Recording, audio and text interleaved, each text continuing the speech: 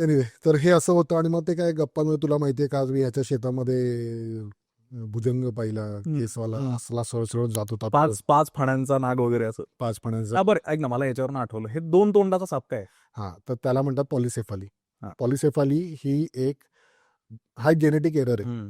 ऋतिक रोशनला जसं 6वं बोट आहे तसं तो जेनेटिक एरर आहे, की ज्या सेल ग्रुपला जे काही DNA कोड प्रमाणे काम करायचंय, जसं आपले सॉफ्टवेअरचे कोड्स वेगळे वेगळे काम करतात ना सॉफ्टवेअरमध्ये, तसं त्या त्या जीन कोडला जे काम करायचंय त्याचं जर का चुकून रेप्लिकेशन झालं आणि एकाच काय म्हणतात त्याला गोलवरती 2 जीन सेट काम करायला लागले एकाच प्रकारचे, तर ते सेम टू सेम रिप्लिकेट करतात गोष्टी. ओके, सो मग त्याच्यातनं ती 2 डोकी तयार होतात. सो बॉडीपर्यंत सगळं छान असतं, मग इथे काहीतरी कन्फ्युजन होतं डोक्याचं निर्माण होताना, आणि मग तिकडे फाटा फुटतो आणि मग अशी 2 डोकी तयार होतात. आणि दोन्ही डोक्यांना हे कळत नाही की आपलं शरीर एकच आहे. त्यामुळे त्यांना एकाला इकडे जायचं असतं, एकाला इकडे जायचं असतं. इकडचंही अन्न खातो, इकडचंही अन्न खातो, मग ते ओव्हर डोस होतो अन्नाचा.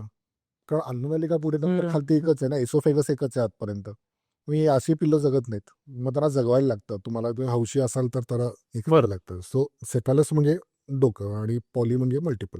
ज्यांना मल्टिपल डोकी आहेत असं ते जेनेटिक डिसऑर्डर म्हणू शकतो आपण. एक तर ते तेवढंच आहे. बाकी 5 फणे वगैरे मग तो माणसाचा कल्पनाविलास आहे. अच्छा.